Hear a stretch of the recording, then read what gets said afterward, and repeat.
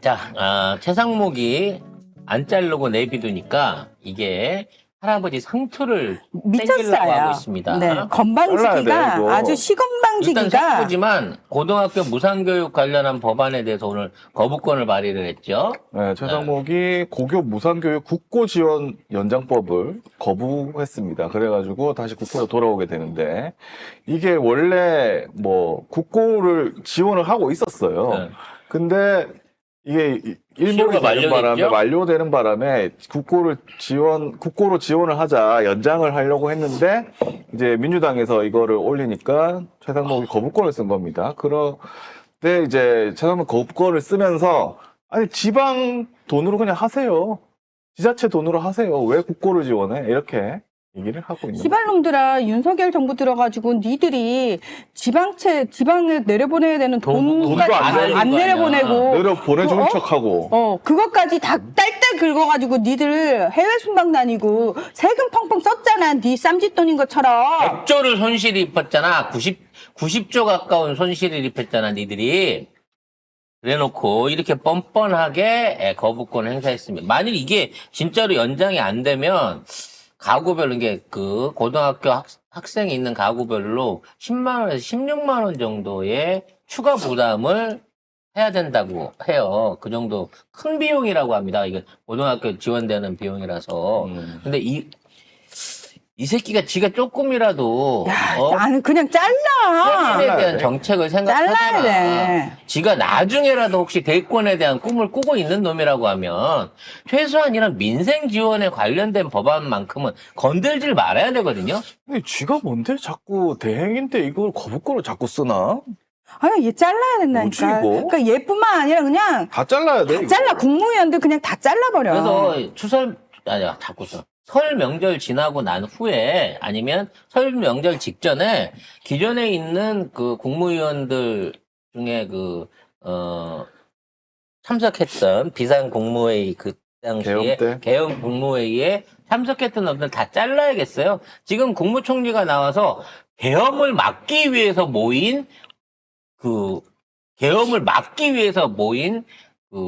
저기였다, 국무회의였다라고 개거짓말을 쳐갖고 그렇지. 헌법재판소가 야 그러면 그때 일정별로 니네 다 내놔. 다 내놔 스케줄표 다 내놔. 다 내놔. 그러니까 못 내놓고 있는 상황인 거예요. 그러니까 이거 한 놈도 빠짐없이 이 나라 안에서 그 장관 자리에 올랐던 놈들은 전부 다 내란에 부역한 자들인 겁니다. 그래서 그 부분에 대해서 빠른 체포에 도와줘야 되지 않느냐라고 얘기를 하니까 또 개소리를 시전했어요.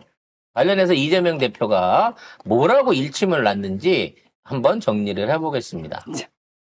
최상목이 이재명 대표를 예방하고 뭐라고 얘기를 했냐면 체포영장과 관련해 어떤 일이 있어도 시민이 다치거나 물리적 충돌로 인한 불상사는 절대로 일어나선 안 된다. 라고 이야기를 했습니다. 그러니까 이재명 대표가 지금 대한민국 상황에서 제일 중요한 건 질서와 안정이라고 생각한다. 질서와 안정이 구축돼야 대행께서 말씀하시는 경제도 활력을 되찾을 것 같다라고 얘기를 하면서 법관이 발부한 영장을 경찰이 집행하는 걸 무력으로 저항하는 이런 사태, 그걸 막는 게 대통령 권한대행이 하셔야 할 제일 중요한 일이 아닐까 한다. 그러면서, 그리고 최 대행의 말씀이 범인을 잡는데 저항을 할까봐 잡지를 말아야 한다. 이런 얘기 비슷해서 이건 좀 아니지 않나 생각이 든다. 이 최상목 대행이 경호처한테 경호처 윤석열 지킬 필요 없고 와서 나 지켜 그러는 게 훨씬 더 정상인 거거든요. 응? 그렇죠. 내가 대항인데 내가 일하고 있는데 나를 지켜야지. 윤석열은 가만히 관제 처박혀있는 거 왜 지켜? 나를 지키러 와. 사실은 이렇게 해야 되는 게 정상인 거예요. 근데 그것도 안 하고 있을 뿐더러 되려 경찰한테 압력을 넣는 발언을 했다는 거죠. 1차 체포 집행 때. 결론적으로 말하면 얘 역시도 윤석열이 돌아오지 않으면 죽는 놈입니다. 그렇죠. 그 메모지 관련해서 그 자꾸 메모지라고 하는데 문건이라니까요. 그렇죠. 문건입니다. A4지 한 장의 문건이에요. 비상계엄 이후에 국회 예산들을 전부 땡겨갖고 내가 만들 앞으로의 윤석열 입법위원회 쪽으로 몰아올 계획을 세워라 그러고 하니까 그 시간에 모여가지고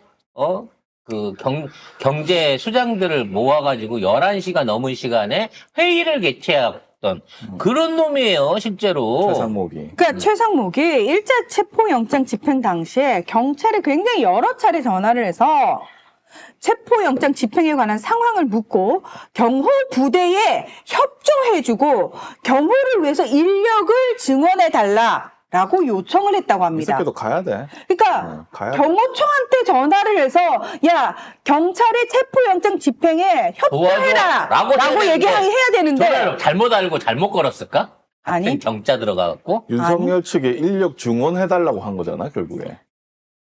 지금 경찰은 체포영장 집행을 경호처가 막아서 못하고 있는데, 거기다가 대고는 경찰한테, 야, 니들 인원 빼가지고 경호처 도와줘. 미친 거야? 미친 거지. 제정신이 아니야, 이거. 이런 놈들이 한둘이 아닙니다. 이상민 같은 경우에는 당시에 계엄 상황에서 이 MBC, 경향신문, 한겨레 신문 이런데 수도 전기를 끊어라. 끊을 수 있냐라고 하는 질문을 했었다는 거예요. 관련해서 경향신문 기사 한번 정리를 해보겠습니다. 네. 자, 허석권 소방청장이 12.3 비상계엄이 선포된 직후 이상민 당시 행정안전부 장관으로부터 특정 언론사에 대한 단전 단수에 협조하라는 지시를 받았다고 밝혔습니다. 경향신문, 한겨레, MBC, 뉴스공장 등이었다고 하네요. 이 새끼들이 얼마나 무식한지 알겠는 거예요. 그래서 실질적으로 물어봤답니다. 혹시라도 뭐 언론사가 됐든 국회가 됐든 뭐 변전소나 이런 걸 파기한다 그래갖고 단전이 가능하냐라고 물어봤다는 거죠. 택도 없습니다. 우리나라 전기는 전부 다 거미줄처럼 이 복합적으로 연동이 돼서 연결이 돼 있기 때문에 0.02초면 복구됩니다. 꺼진 줄도 모르게 복구됩니다. 라고 얘기를 들었다는 거예요. 그러니까 이 새끼들은 가서 군인들한테나 누구한테나 명령을 내릴 때 단전 단수를 시켜라라고 명령을 내린 건 맞지만 실제적으로 그게 가능한 시스템이 아니었다는 거야.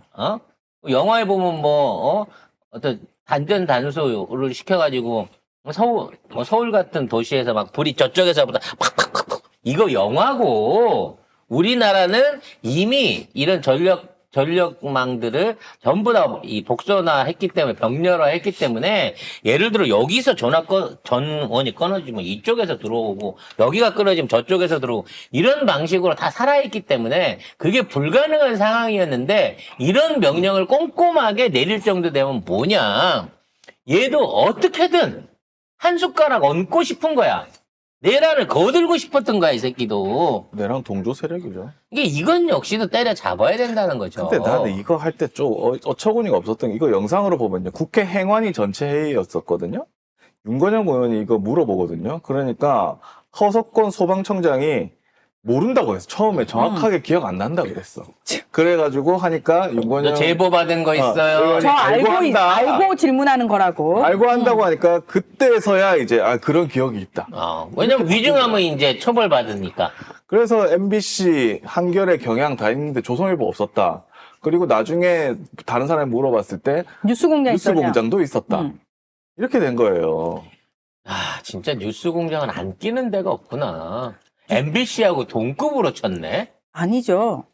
MBC 사장은 잡으러 안 갔지만 김어준은 잡으러 갔잖아.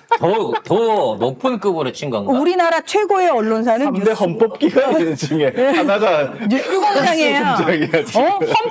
선관이랑 딱 먹는 그런 정도의 당연하죠. 헌법재판소에서도 방송 듣고는 요 내용은 좀 수정해 주셨으면 좋겠습니다. 사실은 이렇습니다. 이러고 공문 보냈어요. 진짜. 그러니까 김건희가 그렇게 미워했다잖아.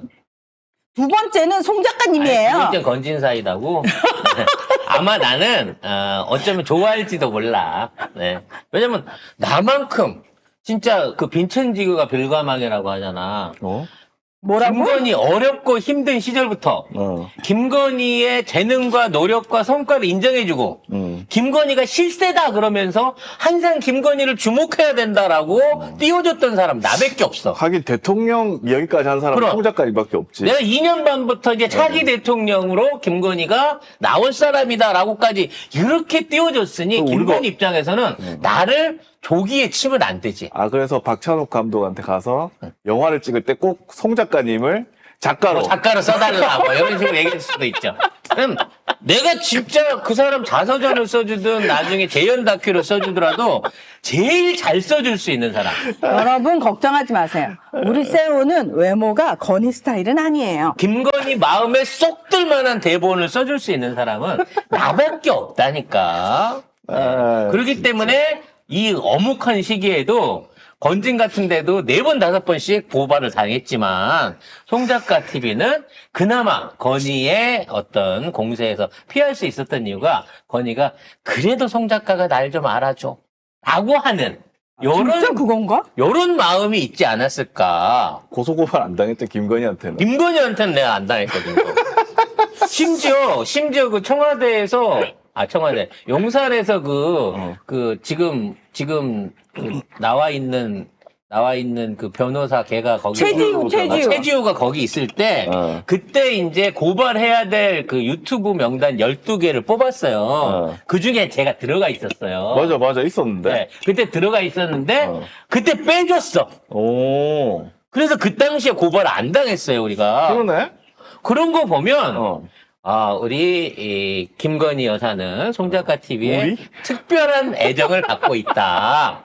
아, 네. 그러면은 저기 진숙이 좀 어떻게 하라고 얘기 좀 해. 짜증나. 아마 그런 얼굴 무지하게 싫어하기 때문에 조만간 아, 건희 자기의 여사가 옛날을 떠올리게 하는 얼굴이야? 자꾸 자기의 미래가 저렇게 될까 하는 불안감이 있잖아. 진숙이를 보면. 그렇기 때문에 빨리 신문지상을 비롯한 사회 전반에서 매장을 시킬 것이다라고 믿고 싶습니다. 그래도 이상민도 이 정도 되면은 내랑 공범입니다. 예. 이거 빠져나갈 수가 없어요. 이 경향 한겨레 MBC 단전 단수 이거 빠져나갈 수가 없다. 야, 자, 이 와중에 또 조중동은, 야, 그래도 우린 빼줬어. 뭐 이러고 좋아할래나? 좋아하겠죠. 자, 여기에 또 미쳐 돌아가는 데가 인권이죠. 네. 아이고. 인권위에서 윤석열의 방어권을 보장해야 된다라고 하는 그런 얘기가 있어가지고, 인권 관련해서 지금 난리가 났습니다. 근데 요 얘기를 꺼낸 사람이 누구냐? 인권위원이 누구냐라고 봤더니 서울보훈사의 원명수님이 여기 껴있었다.